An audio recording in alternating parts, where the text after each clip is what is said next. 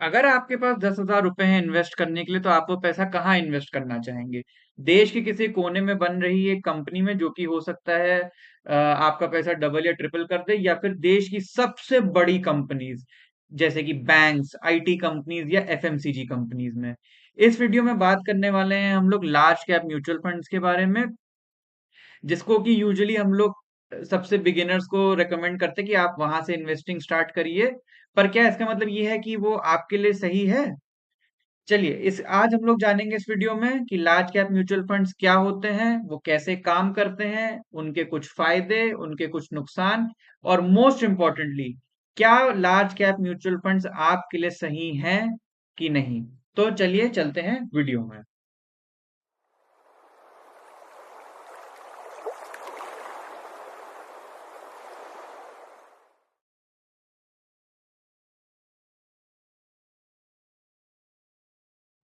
चलिए तो वीडियो को शुरुआत करते हैं और सबसे पहले समझते हैं कि आखिरकार लार्ज कैप म्यूचुअल फंड्स में जो ये लार्ज कैप है ये क्या होता है। लार्ज कैप बना होता है लार्ज और कैप, कैप यानी कि कैपिटलाइजेशन। कैपिटलाइजेशन का मतलब किसी भी कंपनी का अगर हम कैपिटलाइजेशन देखना चाहें तो उसका बहुत ही सिंपल फॉर्मूला होता है price of the stock into number of shares. तो अगर किसी कंपनी के मान लीजिए कि शेयर का प्राइस है 100 रुपए और उसके इस समय मार्केट में है 1000 शेयर्स, तो उसका मार्केट कैपिटलाइजेशन हो गया 1 लाख रुपए। ये होता है बेसिक कैपिटलाइजेशन का फॉर्मूला। जब हम बात करते हैं लार्ज कैप के बारे में, तो इंडिया की top 100 companies of India based on capitalization को हम लोग लार्ज कैप कहते हैं। तो लार्ज कैप हमारे देश की 100 सबसे बड़ी कंपनीज हो गई हैं। तो लार्ज कैप में अगर आप इन्वेस्ट करना चाहते हैं तो आप क्या कर सकते हैं कि आप हर एक कंपनी को स्टडी करें, उसके क्वार्टरली रिजल्ट्स को, उसके अर्निंग्स को, उसके टेक्निकल चार्ट्स को, फंडामेंटल रेशियोज को। एक तरीका ये हो सकता है। और या तो फिर आप यूज कर सकते हैं कॉन्सेप्ट ऑफ म्यूचुअल फंड्स, जो कि ये काम आपके बिहाफ पे करेगा। तो चलिए नेक्स्ट मूव करते हैं लार्ज कैप म्यूचुअल फंड्स के बारे में। तो लार्ज कैप म्यूचुअल फंड्स क्या होते हैं? ये वो म्यूचुअल फंड्स होते हैं जो कि अपना मैक्सिमम पैसा लार्ज कैप कंपनीज में ही लगाते हैं।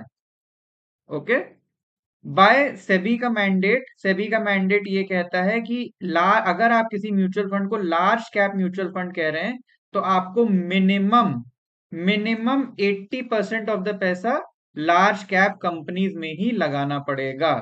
बाकी के 20% का फंड मैनेजर का डिस्क्रिशन होगा कि वो डिसाइड कर सकता है कि लार्ज कैप के अलावा मैं और कहाँ इन्वेस्ट करना चाहता हूँ। लार्ज कैप म्यूचुअल फंड के साथ आपको क्या मिलेगा? आपको एक फंड मैनेजर मिलेगा। ये फंड मैनेजर डिसाइड करेगा कि पैसा ये फंड मैनेजर डिसाइड करेगा कि पैसा किस कंपनी में लगेगा, कितना लगेगा और कब लगेगा। और ये जो फंड मैनेजर होता है ये एक एक्सपर्ट होता है इस फील्ड में। तो म्यूचुअल फंड में पैसा लगाने से आपको ये एक फायदा जरूर मिलता है कि आपको एक एक्सपर्ट मिलता है जो कि ये सारे डिसीजंस आपके बिहाफ पे लेता है। अगर आप खुद रिसर्च करके और इन लार्ज कैप कंपनी से इन्वेस्ट करने की सोच रहे होते तो आपको इन तीनों सवालों का जवाब देना पड़ता, प्लस और एडिशनल आपको रिसर्च और अपना टाइम इसमें लगाना पड़ता। पर म्यूचुअल फंड के थ्रू जाने से ये आपको फायदा है कि सारा काम आप एक फंड मैनेजर को ऑफलोड कर देते हैं। इसके बदले में वो एक चार्ज आपसे लेते हैं जिसे कहते हैं एक्सपेंस रेशियो। ये बेसिकली इनका अपने एक्सपेंसेस और अपने प्रॉफिट निकालने के लिए ये अपने जो भी इनको फंड आता है उसके ऊपर ये कुछ एक्सपेंस रेशियो चार्ज करते हैं और इससे ये अपना बिजनेस रन करते हैं। तो जानते हैं लार्ज कैप म्यूचुअल फंड्स में इन्वेस्ट करने के कुछ फायदे, एडवांटेजेस। सबसे पहली चीज तो ये कि इसमें आपको एक म्यूचुअल फंड मैनेजर मिलता है, जिसका मतलब आपको एक्सपर्ट गाइडेंस मिलती है। इसमें आपको खुद इंडिविजुअल स्टॉक्स में रिसर्च करने की जरूरत नहीं होती है, ये काम आपका म्यूचुअल फंड मैनेजर करेगा। ये उसका काम है कि सारे स्टॉक्स को ट्रैक रखे, उनके क्वार्टरली रिजल्ट्स को ऑब्जर्व करे, कोई लेटेस्ट न्यूज को ट्रैक रखे और उसके बेसिस पे वो आपको स्टॉक्स जो है अपने म्यूचुअल फंड में खरीदने और बेचने का काम करेगा। दूसरा एडवांटेज ये होता है कि इसमें लेसर रिस्क होता है। और इसमें इस बात पे गौर करिए कि मैंने बोला है लेसर रिस्क, मैंने ये नहीं बोला है कि नो रिस्क। क्योंकि ये लार्ज कैप म्यूचुअल फंड की बात कर रहे हैं, मानी यानी कि एक इक्विटी लिंक म्यूचुअल फंड की बात कर रहे हैं, तो उसमें नो रिस्क जैसी चीज तो हो ही नहीं सकती, रिस्क तो होना ही होना है। पर क्योंकि हम लार्ज कैप में बात कर रहे हैं, इसीलिए उसमें लेसर रिस्क होता है कंपेयर टू कि अगर आप मिड कैप म्यूचुअल फंड या स्मॉल कैप या और अदर जो इक्विटी लिंक म्यूचुअल फंड्स होते हैं, उनके कंपैरिजन में लार्ज कैप म्यूचुअल फंड में आपका जो रिस्क है वो हल्का कम रहेगा। तीसरा होता है कि ये बिगिनर फ्रेंडली है। इसमें देखिए जो म्यूचुअल फंड जो होता है, जिन कंपनीज में इन्वेस्ट करता है वो आपको नोन होती हैं। ये बहुत बड़ी बड़ी कंपनीज होती है जिसको हर इंडियन जो है अपनी डे टू डे लाइफ में अगर नहीं भी यूज कर रहा है पर एटलीस्ट वो पहचानता है। ये बहुत ही स्टैब्लिश ब्रांड्स होते हैं, बहुत ही स्टेबल ब्रांड्स होते हैं और बहुत ही वेल नोन ब्रांड्स होते हैं। तो आपको साइकोलॉजिकली इनमें इन्वेस्ट करते हुए देखेंगे आप अपने फंड मैनेजर को, तो आपको बहुत ज्यादा परेशानी नहीं होगी कि ये किस में इन्वेस्ट करे दे रहे हैं, मुझे तो समझ ही नहीं आ रहा है कि किस में इन्वेस्ट कर रहे हैं। बहुत ही बिगिनर फ्रेंडली होते हैं आपके लार्ज कैप म्यूचुअल फंड्स। और चौथा कि ये लॉन्ग टर्म वेल्थ क्रिएशन करते हैं। इस long term wealth creation in the sense कि आप इसमें इन्वेस्ट करते जाइए और आपका होराइजन इसमें लंबा होना चाहिए, 10 ईयर्स, 15 ईयर्स, 20 ईयर्स और ज्यादा। तो आपको धीरे धीरे धीरे धीरे आपका जो वेल्थ है वो इसमें बिल्ड होता चला जाएगा। चलिए अब बात कर लेते हैं कुछ डिसएडवांटेजेस की। डिसएडवांटेजेस में देखिए, इसमें सबसे बड़ा डिसएडवांटेज जो होता है वो होता है स्लोअर ग्रोथ। जैसे कि मैंने कहा कि क्योंकि इसमें रिस्क कंपैरेटिवली कम है, इसी वजह से इसमें जो ग्रोथ है वो कंपैरेटिवली कम है। कंपेयर टू कि अगर आप मिड कैप या स्मॉल कैप में इन्वेस्ट करेंगे तो आपका पोटेंशियल फॉर ग्रोथ जो है वहां पे हायर होता है कंपेयर टू जो ये आपके लार्ज कैप म्यूचुअल फंड्स होते हैं। क्योंकि ये देश की सबसे बड़ी कंपनीज है, तो इन अगर कोई कंपनी है जो कि मान लीजिए आपकी 1 लाख करोड़ की है, 1 लाख करोड़, तो इसको डबल होने में बहुत टाइम लगेगा कंपेयर टू एक 1,000 करोड़ की कंपनी है। तो ये आपकी एक लार्ज कैप की एग्जांपल है, ये आपकी स्मॉल कैप की एग्जांपल है। तो यही स्मॉल कैप की कंपनी कुछ ही टाइम में डबल हो सकती है, पर इसको 1 लाख से 2 लाख करोड़ पे जाने के लिए बहुत टाइम लगेगा।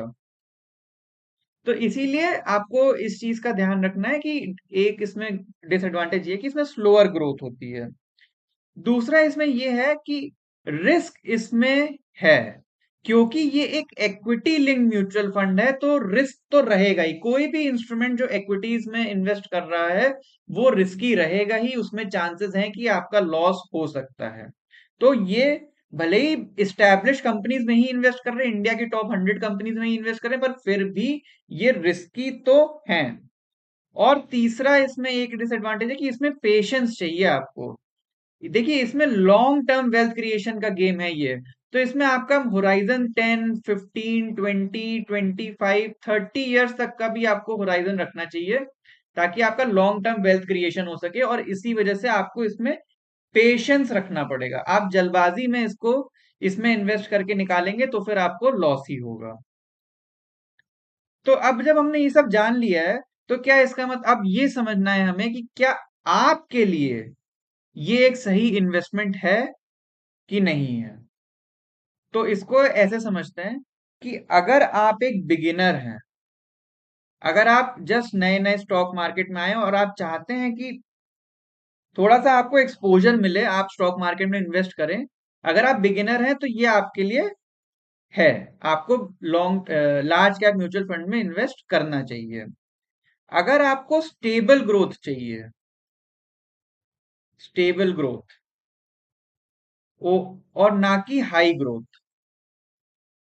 देखिए ये स्टेबल ग्रोथ का कहने का मतलब ये है कि आपको साल भर साल जो है एक थोड़ा सा कंपैरेटिवली स्टेबल आपको मिले, कभी 6%, कभी 8, कभी 7, कभी 8, स्टेबल ग्रोथ।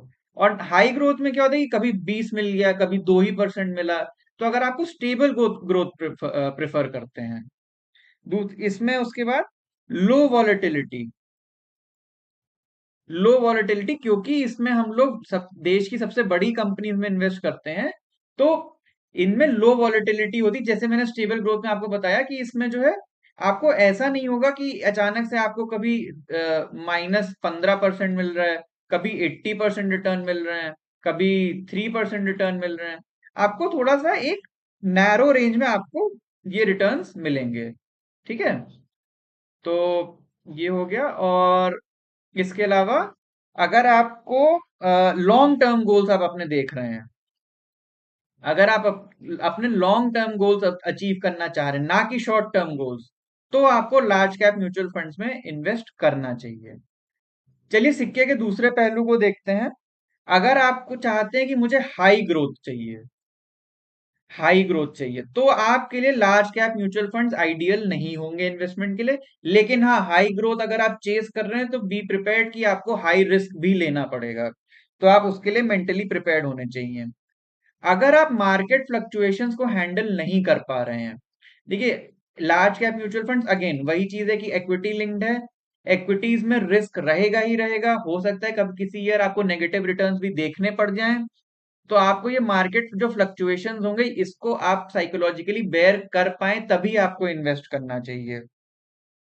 और अगर आप ऐसा पैसा इन्वेस्ट करने जा रहे हैं जो कि आप चाह रहे हैं कि एक साल में ही मुझे पैसा चाहिए होगा, तो फिर उस पैसे को इसमें मत इन्वेस्ट करिए। उस पैसे को आप लार्ज कैप म्यूचुअल फंड से मत लगाइए, क्योंकि पॉसिबल है कि आपका पैसा ग्रो होने की बजाय उस साल मान लीजिए कोई ग्रोथ ना हो, आपको लगे कि एफडी से भी कम पैसा आया, या मे बी नेगेटिव रिटर्न आ जाए। तो अगर आपको पैसा बहुत जल्दी चाहिए वापस, तो आप इसमें इन्वेस्ट नहीं करेंगे।